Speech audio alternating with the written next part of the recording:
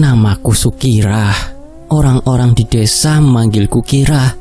Aku lahir dan besar di desa Kasreman, Ngawi, sebuah desa kecil yang di tahun 1980-an masih dikelilingi sawah luas dan hutan bambu. Suasana malam di sana selalu sunyi, hanya suara jangkrik dan sesekali lolongan anjing dari kejauhan. Hidup di masa itu sederhana. Listrik baru masuk beberapa tahun sebelumnya, dan orang-orang masih percaya pada hal-hal gaib, santet, pesugihan, dan roh leluhur.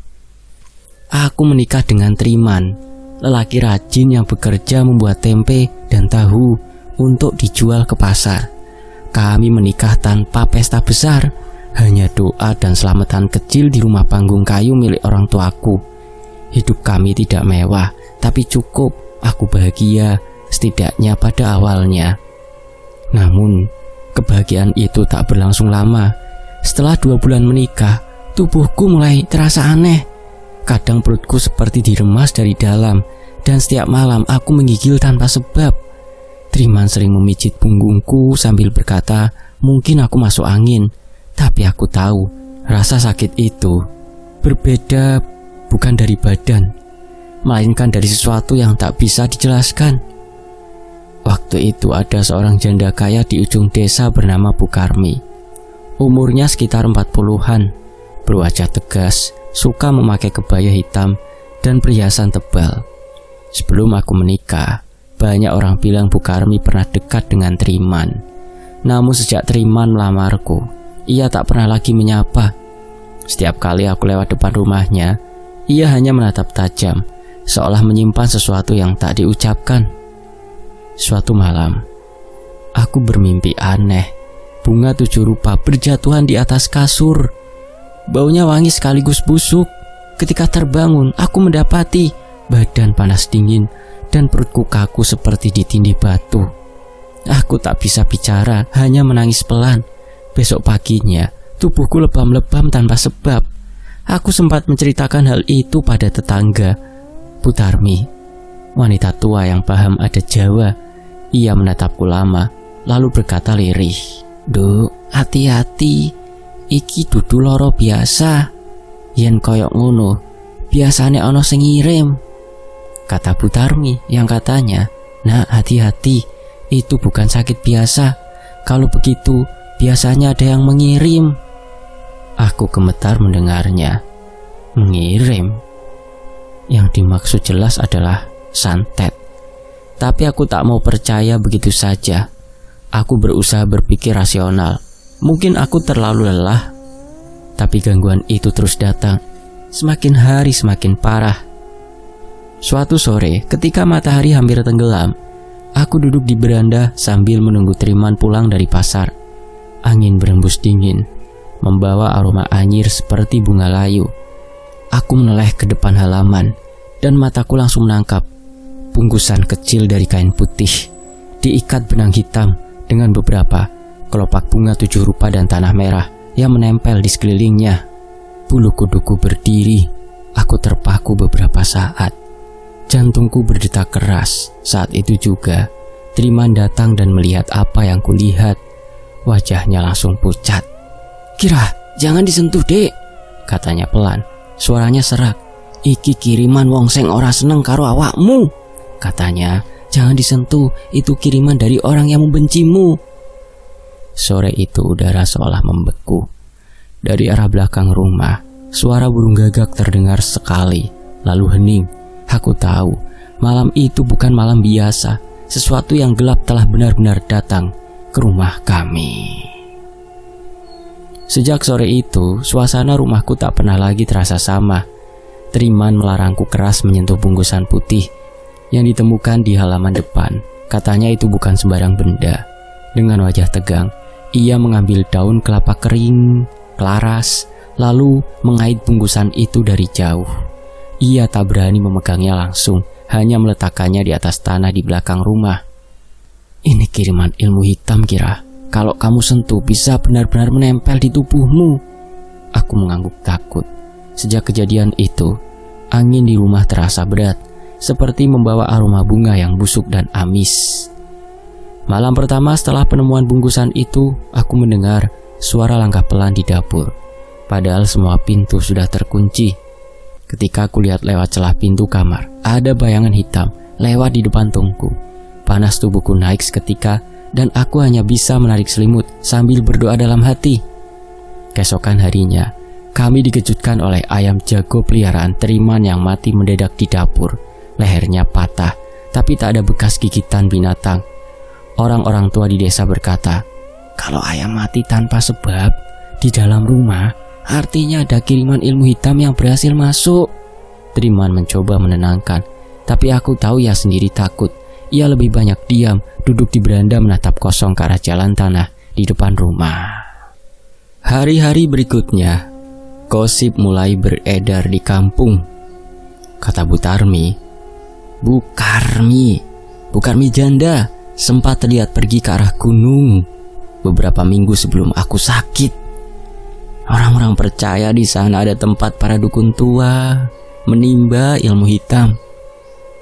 Mereka bilang siapapun yang membawa bunga 7 rupa dari sana bisa memanggil arwah halus untuk menurunkan penyakit atau kesialan pada orang yang dibenci atau yang dituju. Malam Jumat Kliwon berikutnya, semua berubah menjadi petaka. Sekitar tengah malam, tubuhku tiba-tiba kejang. Perutku terasa seperti diremas dari dalam, kaku seperti batu. Aku berteriak histeris, sementara Mas Triman panik mencari pertolongan. Dari pusarku keluar darah hitam pekat, baunya anyir, menetes membasahi tikar pandan. Aku menangis, tapi suaraku seakan tertelan udara. Pandanganku kabur, sementara dari sudut kamar tampak bayangan perempuan berdiri menatapku. Wajahnya samar, tapi aku yakin itu Bu Karmi, si janda itu. Mas Triman berlari ke rumah tetangga memanggil si Mbah Rono, dukun sepuh yang tinggal di ujung kampung. Mbah Rono datang dengan membawa buntalan kecil berisi garam, bunga, dan lidi aren. Beliau duduk di sampingku memejamkan mata, lalu membisikkan doa-doa dalam bahasa Jawa kuno. Tangannya gemetar saat menabur garam di sekeliling tubuhku. Seng tenang Yonduk, ini bukan penyakit biasa, tenanglah, katanya lirih. Setelah beberapa saat memeriksa tubuhku, Mbah Rono menatap Triman dengan wajah berat. Suaranya dalam dan lambat, seakan menembus udara malam. Ini kiriman dari orang yang tidak suka padamu, dengan media kembang pitu dan tanah kuburan bayi. Ruangan mendadak senyap. Dari luar, angin bertiup keras, menimbulkan bunyi dedaunan bergesekan seperti bisikan. Aku hanya bisa menatap wajah Mbah Rono yang serius, sementara pikiranku berputar tak tentu arah.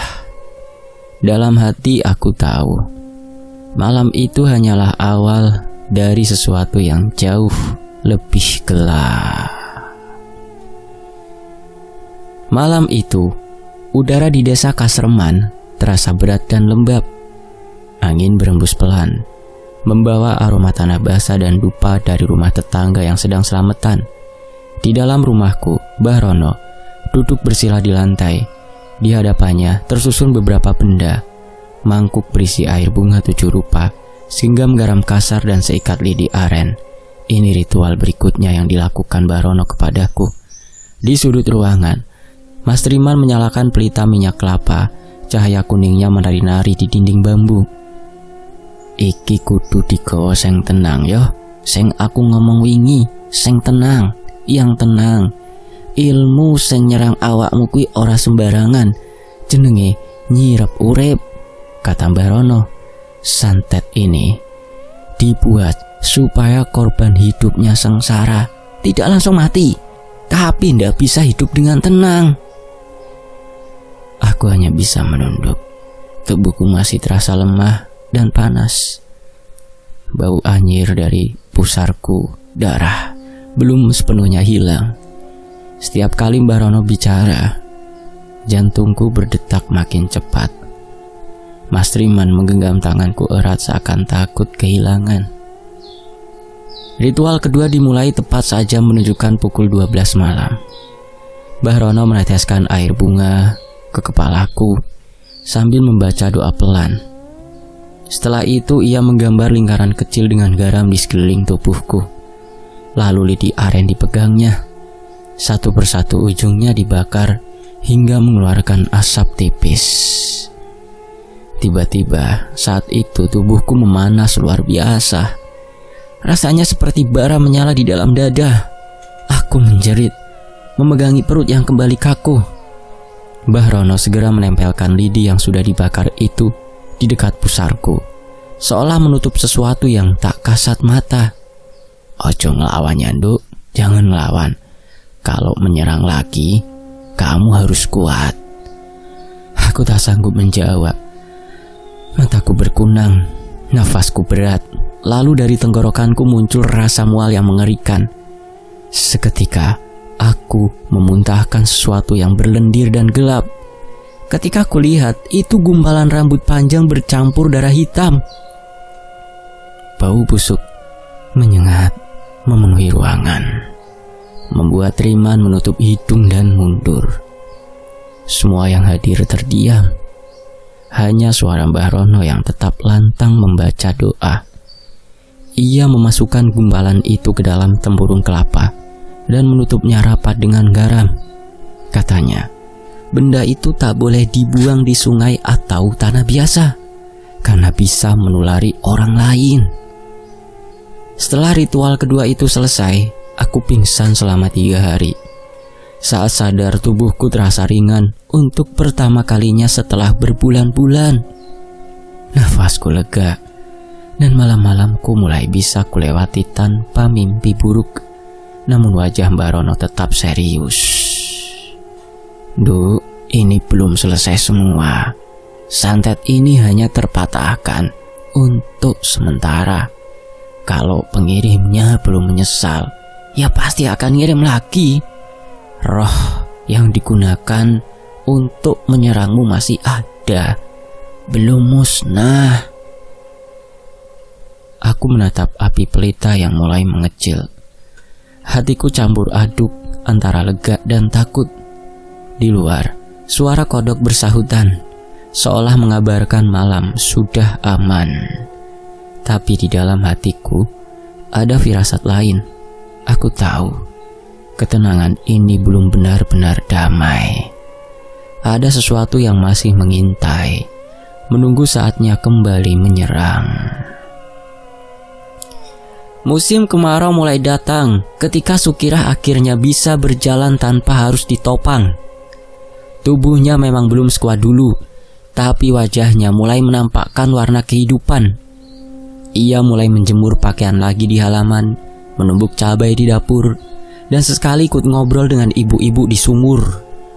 Warga desa Kasreman pun lega melihat Sukirah kembali seperti semula, meski mereka tahu luka yang ditinggalkan kejadian itu belum sepenuhnya sembuh. Namun, ketenangan itu tak bertahan lama. Bu Karmi jatuh sakit tanpa sebab. Tidak ada yang tahu awalnya bagaimana. Katanya, ia tiba-tiba terjatuh di teras rumah. Tubuhnya kaku seperti kayu. Matanya melotot ke langit-langit, sementara lidahnya membiru dan tak bisa berbicara dengan jelas. Setiap malam, suara jeritanya terdengar dari rumahnya yang besar di pinggir sawah. Ia berteriak memanggil nama yang sama berulang kali. Suara seraknya menggema di antara desir angin malam. Sukirah! Ampun, Sukirah, aku ora kuat meneh di ngapura ya. Orang-orang desa yang mendengar suaranya dari kejauhan merasa bulu kuduknya berdiri. Tak ada yang berani mendekat setelah maghrib. Bahkan anak-anak kecil pun dilarang lewat depan rumah Bu Karmi, karena konon sosoknya kerap terlihat berdiri di balik jendela sambil menangis tanpa suara. Suatu pagi, Triman pulang dari sawah dan menceritakan kepada Sukirah bahwa Bu Karmi kini tak bisa makan. Setiap suapan nasi akan keluar lagi dalam bentuk darah. Mungkin santetnya berbalik arah, bisik salah satu tetangga di belakang rumah mereka. Itu ganjaran orang yang main ilmu hitam tanpa niat baik. Simbah Rono yang mendengar kabar itu hanya datang sebentar ke rumah Bu Karmi. Ia tidak membawa dupa atau air kembang seperti biasanya. Ia hanya berdiri di depan pintu, memandangi tubuh Bu Karmi yang tergeletak di dalam kamar, lalu berucap lirih, "Wong iki entuk karmane. Alam sing bakal balekke, alam sendiri yang mengembalikannya."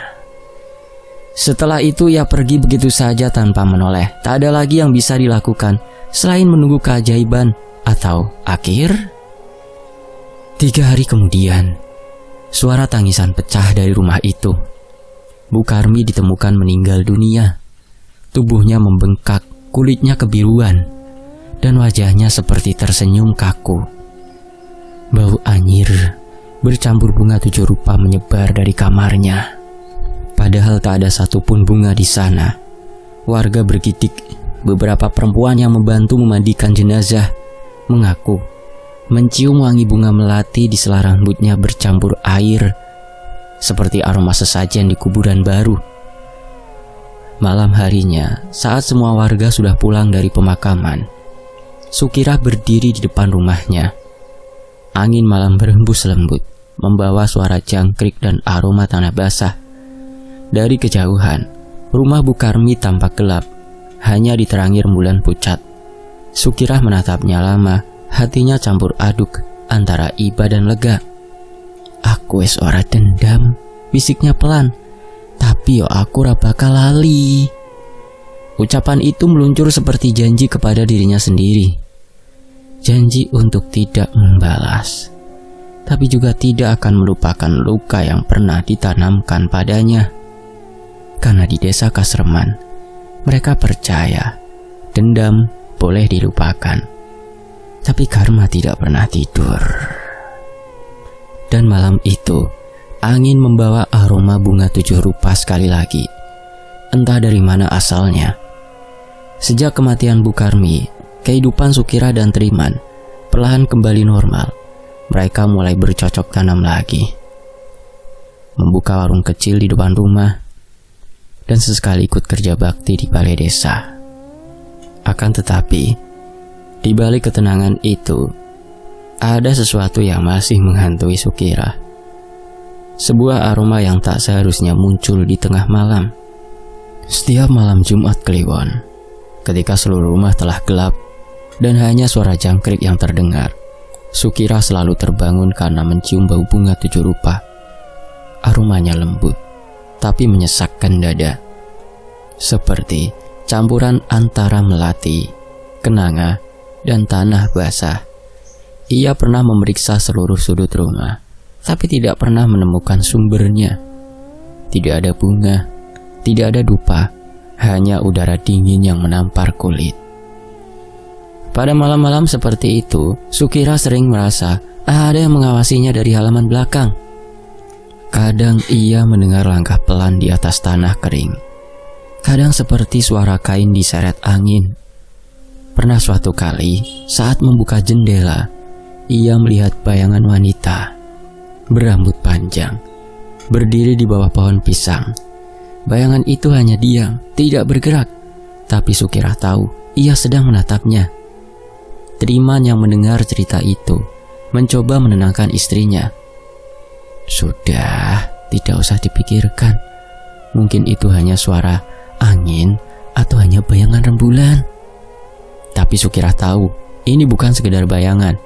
Hatinya mengatakan ada yang belum selesai dari semua kejadian itu. Hari berikutnya, Sukirah memutuskan pergi ke makam Bu Karmi sendirian. Ia membawa bunga 7 rupa dalam wadah anyaman bambu, juga air mawar yang dulu pernah digunakan Mbah Rono saat ritual.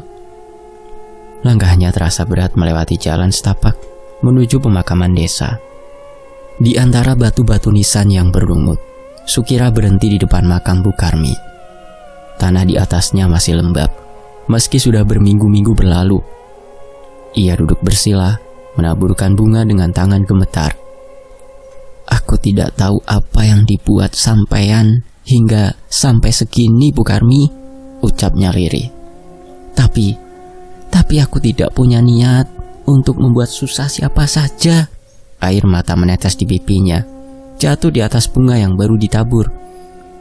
Semoga arwah panjenengan tenang, Bu Karmi.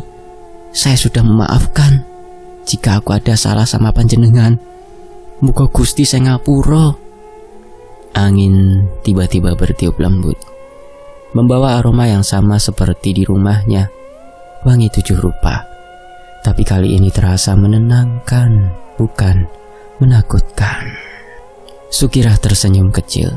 Ia merasa seolah beban berat di dadanya perlahan menghilang, digantikan rasa damai yang sulit dijelaskan. Sejak hari itu, aroma bunga 7 rupa di rumahnya tak pernah muncul lagi. Malam-malam Sukira kembali tenang, hanya diisi suara angin dan desiran daun. Akan tetapi, ia tak pernah melupakan pelajaran besar dari semua yang terjadi. Kebencian adalah pintu menuju kegelapan, dan siapa yang membukanya akan terjebak di dalamnya sendiri. Sambil menatap langit malam dari teras rumah, Sukira berbisik, "Sekarang aku percaya santet itu bisa melukai, tapi yang lebih nyata lagi adalah hati manusia yang tak pernah puas. Itu yang lebih sangat-sangat jahat." Dan di kejauhan, angin membawa sisa aroma melati yang samar. Seolah dunia arwah tersenyum lega karena akhirnya semuanya telah usai. Demikianlah sebuah kisah. Semoga terhibur. Tony Afas pamit. Sampai jumpa di kisah berikutnya. Terima kasih semuanya. Wassalamualaikum.